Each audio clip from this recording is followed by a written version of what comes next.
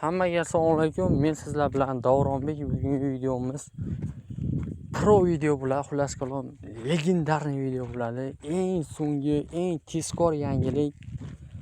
Dalisi yangilanish bo'ldi. Yangilangandan keyin bitta zo'r narsani payqab qoldim. Hozir sizlarga o'rgataman. Bu narsa qancha vaqt davom etadi bilmayman, lekin bilsalaringiz Luboy akkauntda 21 akkaunt qilsangiz bo'ladi.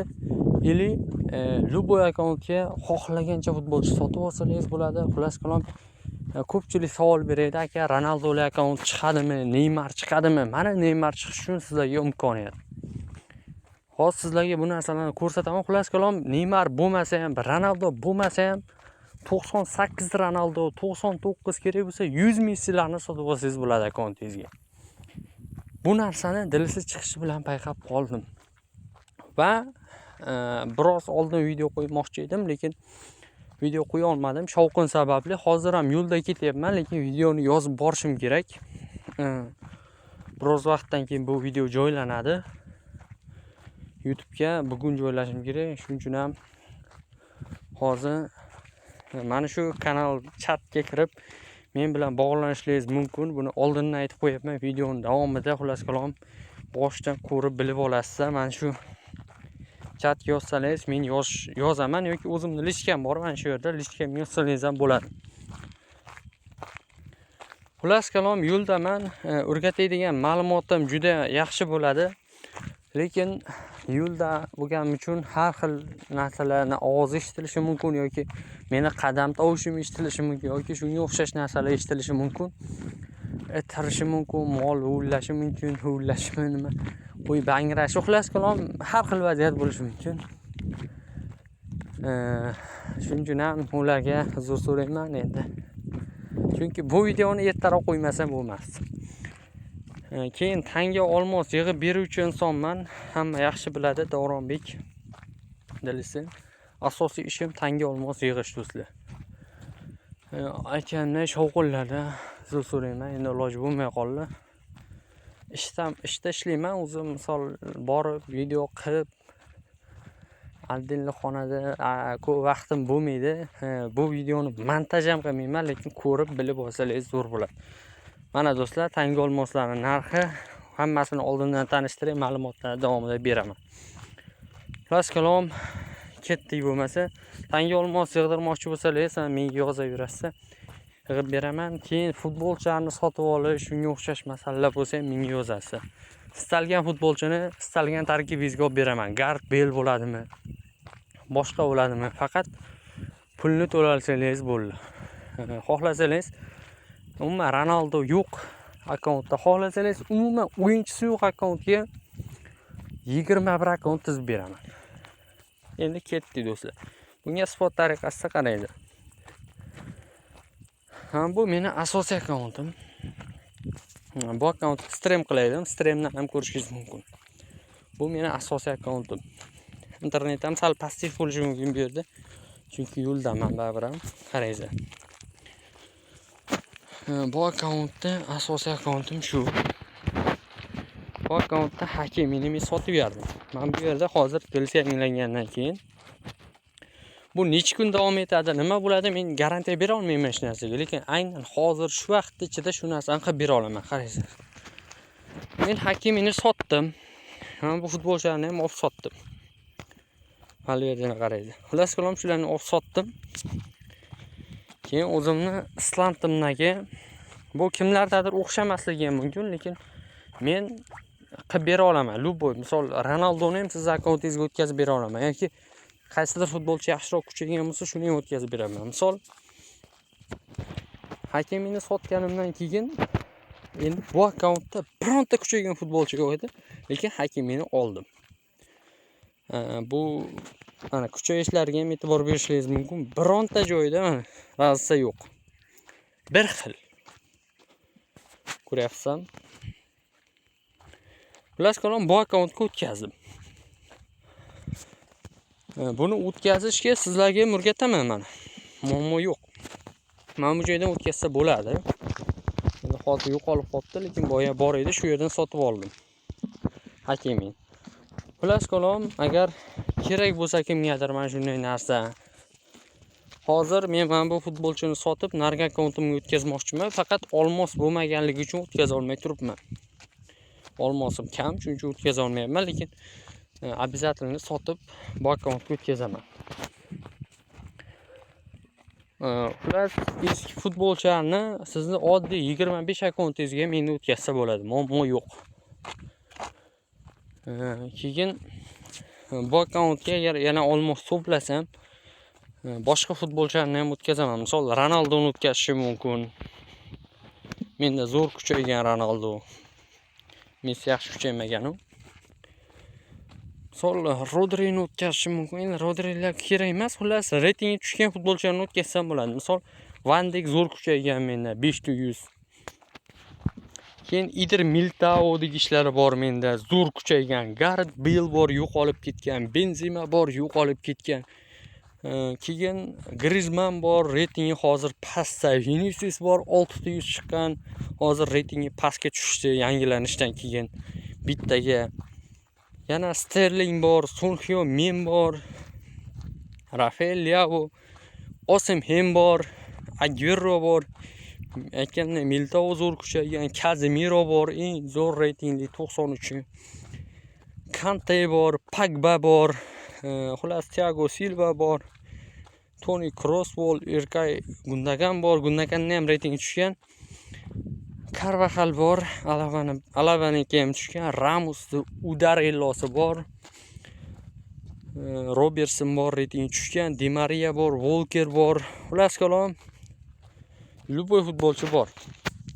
Shu futbolchilardan qaysidir kerak bo'lsa, sizga men o'tkazib beraman. Faqat pulni to'lasangiz bo'ladi.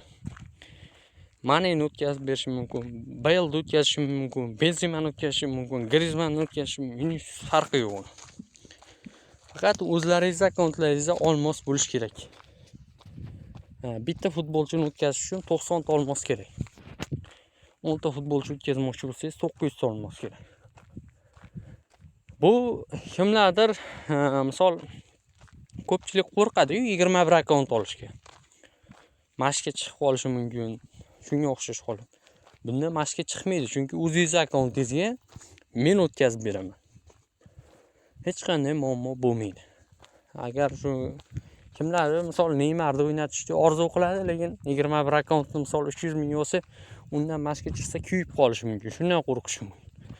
Kimdir Sanini o'ynatmoqchi bo'lsa, mana shularga agar kerak bo'lsa, bizga yozsangiz, Telegramni ko'rsatdim, YouTube kanaliga obuna bo'ling. Eng zo'r, eng tezkor ma'lumotni aynan o'zim yetkazaman.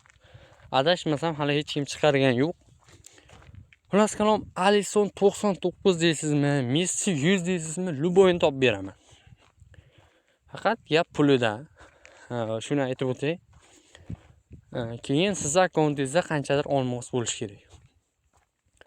Yana bitta gap, ban bo'ladimi, yo'qmi deb savol beradi ko'pchilik. Ban bo'lmasligi 90%. Ban bo'lishligi holati 10%. Men ban bo'lmaydi deya olmayman hech qachon.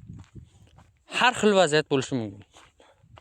Lekin 90% ban bo'lmaydi, 100% deya olmayman, baribir. O'tgan safar Telegram kanallarda aytgandim men.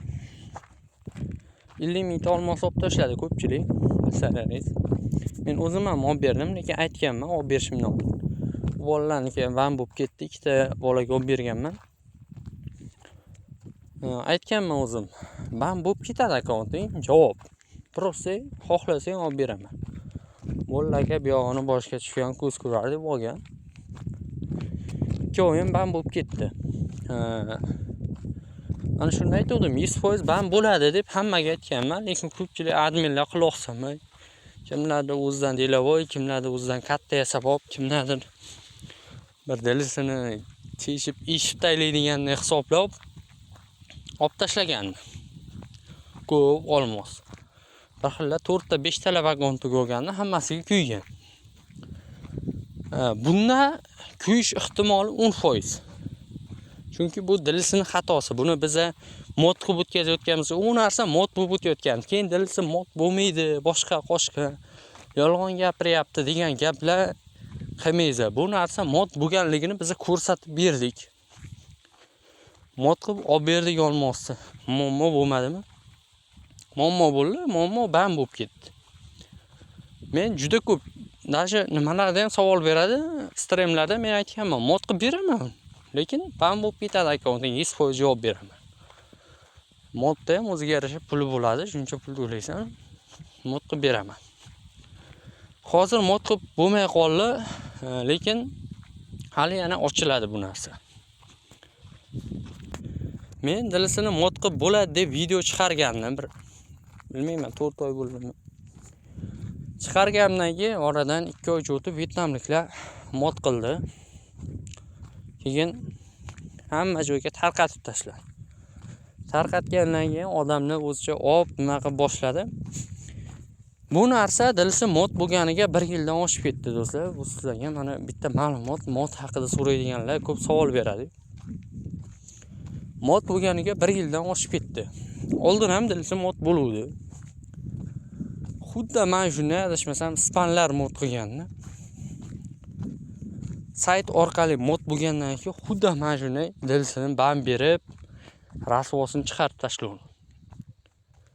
Mana yana shunday voqea oradan ancha vaqt o'tib kimdir yo'lni topyapti, qaysidir bir sayt yoki shunga o'xshash programmasi ishlab chiqyapti. Yana shunday bo'ladi. Ana shunda men ulgurmay qoldim modni videosini chiqarishga. Mod qilib. Lekin mod bo'lgandan keyin boya telefon deyarli brakka chiqadi do'stlar. Aytib qo'yay, telefoningiz brak bo'ldi. Bu telefon hech narsaga ishlamaydi. Даже IP adresagacha zararlanib ketadi. Bu telefonni adashmasam qaytadan nima qilsangiz ham foydasi yo'q. Tozalab sifros berganingizdan keyin ham xullas kalom yaxshi ishlamaydi.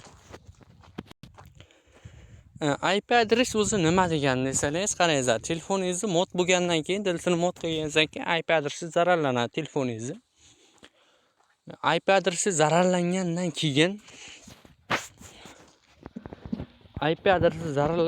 keyin do'stlar, bitta narsani aytib o'tay. YouTube kanal bormi? Telegram narsalaringiz bormi? Gmail'laringiz bormi? Hammasi tamom bo'ladi. Boyagi telefon ichidagi Gmail'dan ham umid qilish kerak yo'q. YouTube kanallardan umuman ham umid qilish kerak yo'q. 100% bam bo'lib ketadi YouTube kanallaringiz. IP adres zararlanishi ana shu bo'ladi. Bu o'yinlarda mod bo'lgandan keyin IP adresi zararlab, xullas kalom telefondan umid uzishga majbur qiladi. PUBG mod bo'lgan bo'lishi mumkin. Men misol PUBG ni mod bo'lmaydi deya olmayman. Ko'pchilik PUBG mod bo'lmaydi deganlar ham bordir balki. Lekin hakkerlar bor. Balkim PUBG ni ham mod qiladi. U PUBG ni ham odam yaratgan, odam buza oladi ham. Bu dunyoda xavfsizlikning o'zi yo'q degan bir gap bor, shuning uchun ham hech qaysini xavfsiz deya olmaymiz. Dilsini mod bo'lganini qayta ko'rdik. 3-sezonga agar mod bo'lganini ko'rsam, men video olishga ulgurib qolsam, videoni chiqaraman. Muammo yo'q. Yo'q, men chiqaraman shu videoni agar mod bo'lsa. Yana mod bo'lib qolsa-da, mana shunday holat bo'lsa, uni videoni olib chiqaraman. Mana shunday oladi. Shu yerda. Xullas kalom, asosiy mavzuyimiz futbolchi sotib o'tkazish. Agar kerak bo'lsa, Telegramdan yozaverasizlar. Hammaga xayr, salomat bo'ling. YouTube kanaliga obuna bo'lishni unutmang.